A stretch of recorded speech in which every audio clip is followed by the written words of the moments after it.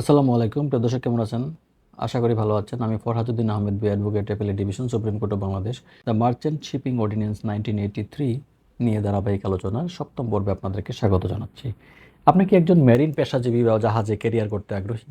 তাহলে আজকের আলোচনাটি আপনার জন্য অত্যন্ত গুরুত্বপূর্ণ। প্রিয় দর্শক, আজ আমরা আলোচনা করব বাংলাদেশ মার্চেন্ট শিপিং অর্ডিন্যান্স এর 10 নম্বর অধ্যায় নিয়ে, যেখানে নাবিকদের নিয়োগ, অধিকার এবং আইনি বাধ্যবাধকতা নিয়ে বিস্তারিত বলা হয়েছে।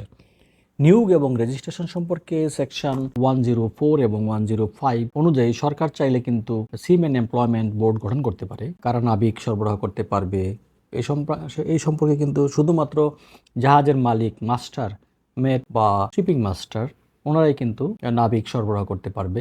লাইসেন্স ছাড়া কোনো এজেন্ট বিদেশি জাহাজের জন্য লোক নিয়োগ দিতে পারবে না। দিলে 10,000 টাকা পর্যন্ত জরিমানা বা 6 মাসের জেল হতে পারে।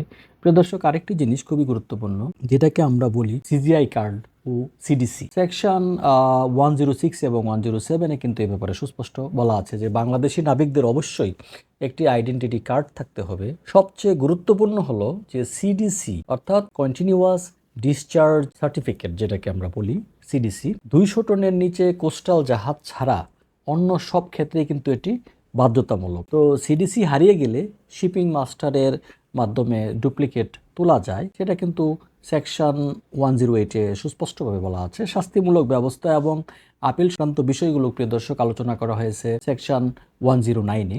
শিপিং মাস্টার চাইলে আপনার সিডিসি বাতিল বা স্থগিত করতে পারেন যদি আপনি জাহাজ ত্যাগ বা ডিসার্শন করেন, চুরি বা স্মাগলিং করেন বা অসদাচরণ করেন।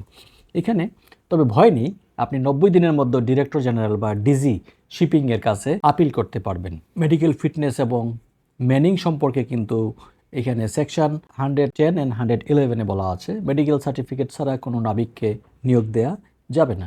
সরকার ঠিক কবে দেবে একটি জাহাজে আসলে কতজন নাবিক থাকবে, সরকার আসলে নিজেই ঠিক করে দিবে যে একটি জাহাজে আসলে কতজন নাবিক থাকবে। এটা রেটিং করে দিবে। এগ্রিমেন্ট উইথ ক্রিউ, আমরা যেটা বলি আর কি, ক্রুদের সাথে এগ্রিমেন্টটা সম্পর্কে বলা আছে 112 ধারায় থেকে 120 ধারা পর্যন্ত।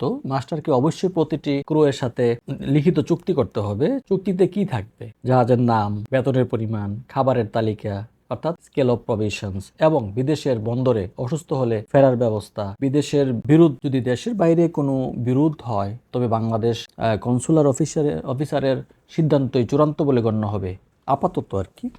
বিদেশি জাহাজে বাংলাদেশি নাবিক, এই সম্পর্কে সেকশন 124 অ্যান্ড 124A বলা আছে। তো বিদেশি জাহাজে যোগ দিলেও মূল চুক্তি হবে বাংলাদেশি শিপিং মাস্টারের সামনে। বেতন বা অন্য বিষয়ে অতিরিক্ত দাবি করলে বা চুক্তি ভাঙলে 1 বছরের জেল বা 15,000 টাকা জরিমানা হতে পারে। আইন জানা থাকলে আপনি অবশ্যই প্রতারণা থেকে বাঁচবেন এবং নিজের অধিকার আদায় করতে পারবেন। প্রিয় দর্শক, আজকের আলোচনাটি যদি আপনাদের ভালো লেগে থাকে, অবশ্যই আপনাদের যারা প্রিয়জন আছে তাদের সাথে শেয়ার করবেন, যাতে ওনারাও এই আলোচনাটি দেখতে এবং শুনতে পারে।